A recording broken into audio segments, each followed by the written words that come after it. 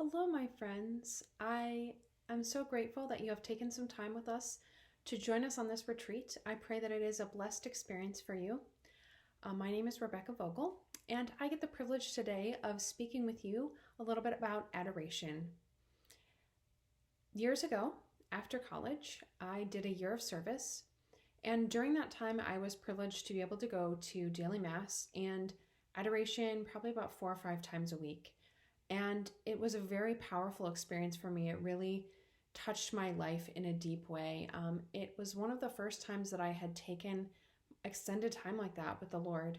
And it really moved me. It really changed my life. And it led to me after that experience helping to start an adoration chapel at my parish.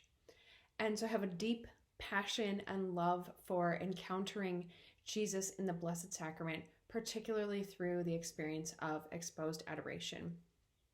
We know, of course, the Lord is with us always in the Blessed Sacrament, even reserved in the tabernacle. You don't always have to see him, but there is a special privilege and beauty to being able to see him exposed in the monstrance, in adoration. And I would encourage you to be able to take some time to do that. As we're celebrating the Triduum, we get a special time on Holy Thursday evening, an extended period of time of repose with the Lord.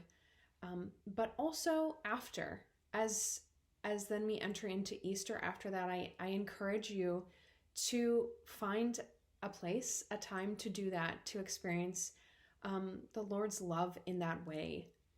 Because he loves us so much, and he truly desires to be with us and for us to be with him.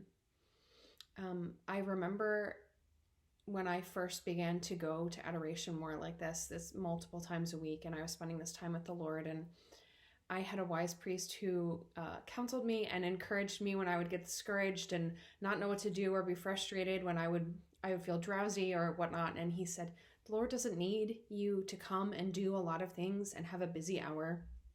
He needs you. You've done your job by coming. He just wants you to come. And so I repeat those same words to you. You don't have to be busy and do a lot of things. He just wants you to come. He wants you. You've done your job by coming. Often, especially in our modern world that is so loud and busy and crazy, it can be very easy to be busy the entire time, to fill the hour with things. But I would encourage you, and I know it's hard in our modern age, to be able to sit in the silence. It can be very scary.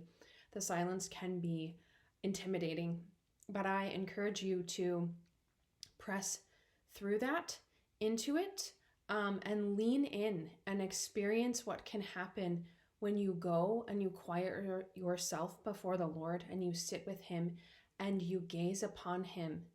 I believe it was St. John Vianney who said, I look at him and he looks at me, and I look at him and he looks at me. And in fact, I think that quote might have been one of his parishioners saying something like that to him. But anyway, the sentiment remains that he looks at us and we look at him, and we look at him and he looks at us. And he wants to have that gaze of love with you as he is there in this little white host. He has humbled himself so much to make himself available to us in this little piece of bread, and he humbles himself to be present to us. And he is there, truly there with us.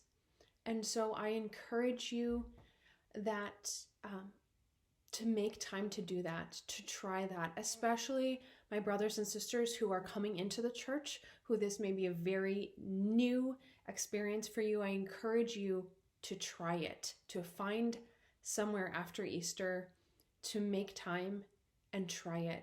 And I believe that it will change your life.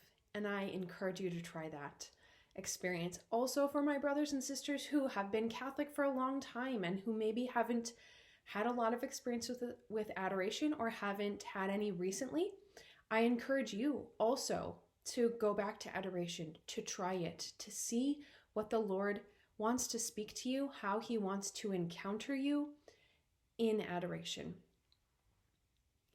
And I want to say a special word about tonight, this evening on Holy Thursday, when we are having a time of adoration, of repose with the Lord as he is in the garden. For me, it's always a little bit different than other adoration because I'm so mindful of the passion and the Lord in the garden and how that struggle is. And so in that way, I always think of, I spend time meditating on that and thinking on that and the things that are to come that we're celebrating the next several days. So it is very natural that this might look and feel different for you tonight than it will in the future. But the sentiment remains that he is there with us. He wants us. He so longs for us to come. And I pray that you are able to have that desire burning in your heart to go to him and to be with him in that way. And I pray that the rest of this retreat is a blessed time for you.